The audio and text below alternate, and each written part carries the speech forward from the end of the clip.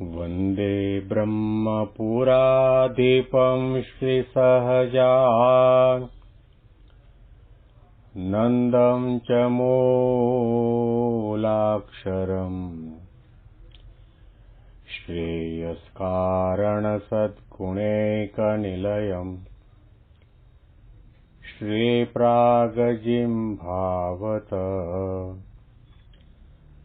ब्रह्मोपासनधारकं गुरुहरिं यज्ञं तथा योगिनं प्रत्येवं प्रमुखं महन्तमनिशम् श्रीजीस्वरूपं मुदा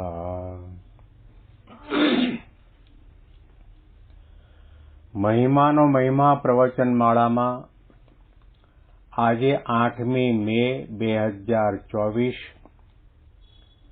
બુધવારના દિવસે તમામ સંતો હરિભક્તોને મારા સાષ્ટાંગ પ્રણામ. જય સ્વામિનારાયણ. હેપી વચનામૃત દ્વિશતાબ્દી મહોત્સવ.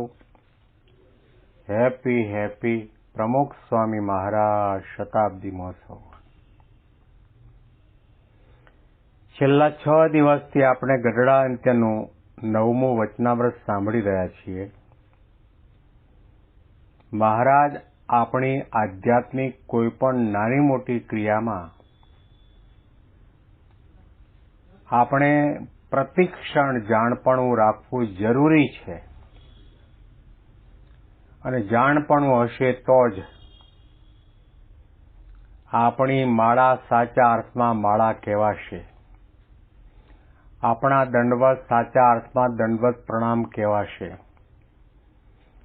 આપણે જે દર્શન કરીએ છીએ તે પણ દર્શન સાચા અર્થમાં કહેવાશે. જાણપણું એટલે થોડા ઊંડા ઉતરીને વિચાર કરીએ તો એનો સ્પષ્ટ અર્થ સમજાય તેવો છે કે તમે કંઈ પણ નાની મોટી આધ્યાત્મિક ક્રિયા કરો છો તમારા પોતાના કલ્યાણના માટે કરો છો. કંઈ પણ નાની મોટી આધ્યાત્મિક ક્રિયા કરો છો સંત અને ભગવંતને રાજી કરવા માટે કરો છો. તમે કંઈ પણ આધ્યાત્મિક નાની મોટી ક્રિયા કરો છો ભગવાનના સ્વરૂપમાં મનની વૃત્તિ રાખીને કરો. તમે કંઈ પણ નાની મોટી આધ્યાત્મિક ક્રિયા કરો દેહભાવનો ત્યાગ કરીને કરો. સ્વભાવ પ્રકૃતિથી અળગા થઈને કરો. 3 દેહ 3 અવસ્થા અને 3 ગુણોથી પર થઈને કરો. અને એમાં કોઈ જાતનો સાંસારિક દૈહિક પંચ વિષય સંબંધી સંકલ્પ વિકલ્પ ન થાય એ જાણપણું છે. અને જાણપણાનો સીધો સાદો અર્થ એ થાય છે કે આપણે કંઈ પણ કરીએ છીએ એમાં આપણું મન ભગવાનમાં લાગેલું છે કે કેમ. આપણી નજર જ્યાં સુધી બીજી વ્યક્તિ તરફ છે, આપણી નજર જ્યાં સુધી આપણા દેહ તરફ, કપડા તરફ, રૂપ તરફ, સત્તા તરફ, સંપત્તિ તરફ, વૈભવ તરફ હશે ત્યાં સુધી સમજવો કે આપણે જાણપણું ચૂક્યા છીએ. જાણપણું આપણને છે જ નહીં. કારણ કે મહારાજ પોતે આપણને ઘણા વચનામૃતોમાં કહી ચૂક્યા છે કે માન અમને ગમતો નથી, ક્રોધ ગમતો નથી, ઈર્ષ્યા ગમતી નથી, કપટ કે દંભ ગમતા નથી. અમને નિર્માનીપણું ગમે, દાસત્વ ભાવ ગમે, મહિમા ગમે, દિવ્ય ભાવ ગમે, નિર્દોષ બુદ્ધિ ગમે. તો આપણે કંઈ પણ ક્રિયા કરીએ એમાં મહારાજને ગમે એવું કરીએ છીએ કે એનાથી ઉલટું કરીએ છીએ. આવો વિચાર જ્યારે આવે ત્યારે સમજવું કે આપણે જાણપણા રૂપી દરવાજા ઉપર ઊભા છીએ. અને જાણપણાને મહારાજે ભગવાનના ધામનો દરવાજો કહ્યો છે. એના દ્વારા જ એના દ્વારા થયેલી સાધના દ્વારા જ આપણે ભગવાનના ચરણકમળ સુધી પહોંચી શકીએ છીએ. અને જાણપણું હશે તો જ આપણને સંત અને ભગવંતના દર્શન થશે. બાકી જેના રોમ રોમમાં ભગવાન અખંડ બિરાજમાન થઈને રહ્યા છે એવા સંતના ચરણકમળ પકડીને બેઠા આવીશું. અને એ સંત ગુરુહરિની આંખો અને આપણી આંખો વચ્ચે માત્ર 1.5 કે 2 ફૂટનું જ અંતર હશે તો પણ જો જાણપણું નહીં હોય તો આપણે એમનાથી લાખો કરોડો માઇલ દૂર છીએ. કારણ કે એટલા નજીક સામીપ્યની અંદર પણ આપણને સંતમાં ભગવાનનું દર્શન નહીં થાય જો મનુષ્ય ભાવ આવ્યો તો. એમની ક્રિયામાં, એમના આદેશમાં, એમની લીલામાં, એમના બેસવા ઉઠવા બોલવા ચાલવામાં થોડો પણ સંદેહ થયો, શંકા કુશંકા થઈ તો સમજવું કે તમે જાણપણું ચૂક્યા. તમે જાણપણા રૂપી દરવાજાથી સીધા નીચે મૃત્યુલોકમાં આવ્યા. અને એટલા માટે આવા ભગવાનના પ્રગટ સ્વરૂપ સંતની અંદર પણ મનુષ્ય ભાવ આવે છે, તર્ક વિતર્ક થાય છે. આ માયા છે. શ્રીજી મહારાજે રાજાના ચાકરની વાત કરી કે તલવાર, ભાલા, બંદૂકો લઈને દ્વાર આગળ ઊભો હોય અને ગાંઠ વાળીને ઊભો હોય કે ભૂલે ચૂકે પણ કોઈ ચોર ચકારને રાજા સુધી પહોંચવા દેવા નથી ને અહીંયા જ એને કટકા કરી નાખશું. એમ સંકલ્પ વિકલ્પ રૂપી ચોર ચકાર આપણા આધ્યાત્મિક માર્ગના દરવાજા ઉપર પ્રવેશ કરવા માટે તૈયાર છે. પણ જાણપણું હશે, સાવધાનપણું હશે, ધ્યેય સામું નજર હશે, એમને રાજી કરવાની ભાવના હશે, મુમુક્ષુતા ઉત્કૃષ્ટ પ્રમાણમાં હશે અને સંત સમાગમ કરીને આપણા હૈયામાં દૈવી સંપત્તિનું બળ વધાર્યું હશે તો આ બધા ચોર ચકારને આપણે પાછા પાડી શકીશું, એને દૂર કરી શકીશું. મહારાજના શબ્દો હવે આગળ વાંચીએ.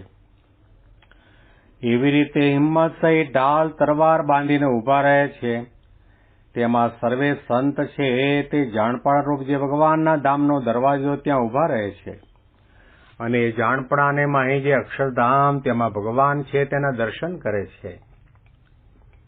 જાણપણું રાખ્યા પછી આપણે શું કરવાનું છે? ભગવાનના દર્શન કરવાના છે. ઘણી બધી સાધના કરીએ, ઘણું બધું જાણપણું રાખીએ, પણ ભગવાન સિવાય આપણને કોઈના અભાવ, અવગુણ, મનુષ્યભાવ બધું દેખાતું હશે તો સમજવું કે આપણું જાણપણું 100% સાચું જાણપણું નથી. સત્સંગમાં આવ્યા પછી, ભવ્ય દિવ્ય મંદિરમાં પ્રવેશ કર્યા પછી કદાચ ઠાકોરજીને થાળ આવ્યો હોય અને પડદા પડી ગયા હોય એટલે ઠાકોરજીના દર્શન ન થાય. પણ ત્યાં રહેલા સંતો હરિભક્તોની અંદર પણ આપણને ઠાકોરજીના દર્શન થાય ત્યારે સમજવું કે આપણે જાણપણા યુક્ત સાધના કરીએ છીએ, જાણપણા રૂપે દરવાજે ઊભા છીએ. સર્વત્ર આપણને ભગવાનના દર્શન થાય. એ દુઃખમાં પણ થાય ને સુખમાં પણ થાય, માન પ્રતિષ્ઠામાં પણ થાય અને અપમાન તિરસ્કારમાં પણ થાય. ભગવાનનું દર્શન થાય એટલે કે ભગવાન કરતા હરતા છે. મારા જીવનની અંદર જે કંઈ નાના મોટા પ્રસંગો ભૂતકાળમાં બન્યા, વર્તમાનમાં બની રહ્યા છે, ભવિષ્યમાં બનશે, મારું આધ્યાત્મિક ઘડતર કરવા માટે છે, મારી સ્વભાવ પ્રકૃતિ વાસના આસક્તિને ટાળવા બાળવા માટે છે, મારું ભલું કરવા માટે જ ભગવાન કરતા હરતા છે. એવો વિચાર રહે તો સમજો કે તમે જાણપણા રૂપી દરવાજે ઉભા રહ્યા. ગુણાતીત ગુરુ પરંપરાના એક એક પ્રસંગો વાંચો, સાંભળો, વિચારો ત્યારે ખ્યાલ આવશે કે અખંડ જાણપણા રૂપ દરવાજા ઉપર ઉભા રહીને એમણે સેવા કરી છે.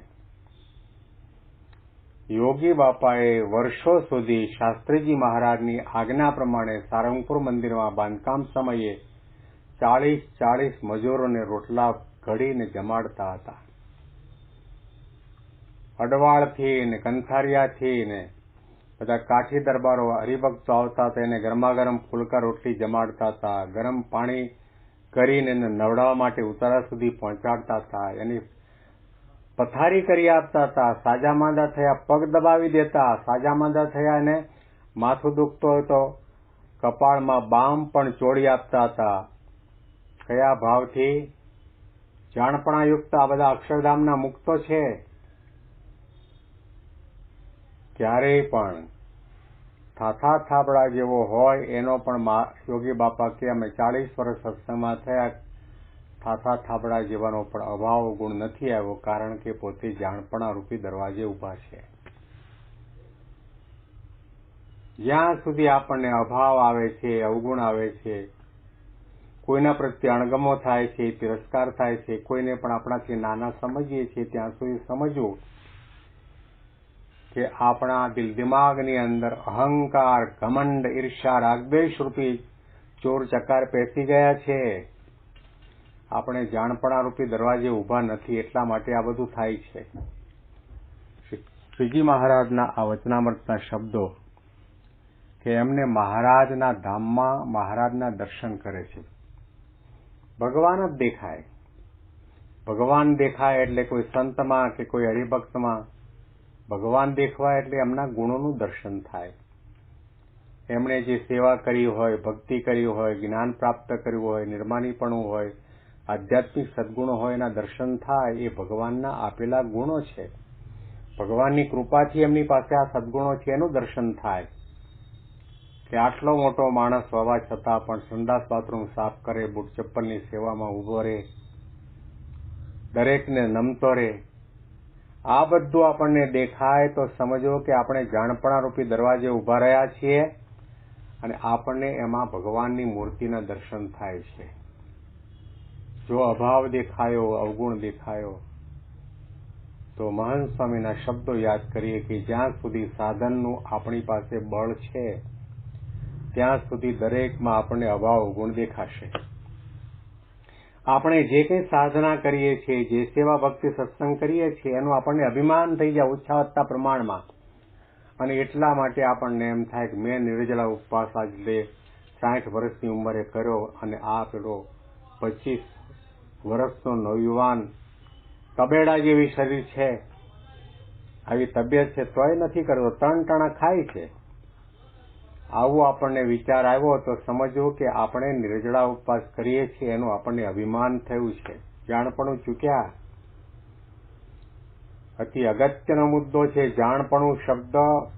મારા ખ્યાલ પ્રમાણે વધારેમાં વધારે ક્યાંય પણ વપરાતો હોય તો સ્વામિનારાયણ સંપ્રદાયના પ્રવચનોમાં, કથા વાર્તામાં, લેખનમાં વારંવાર મહારાજે સાવધાન કર્યા છે, જાણપણું આપ્યું છે, દ્રષ્ટિ આપી છે, દિશા આપી છે, વઢ્યા છે, ટોક્યા છે.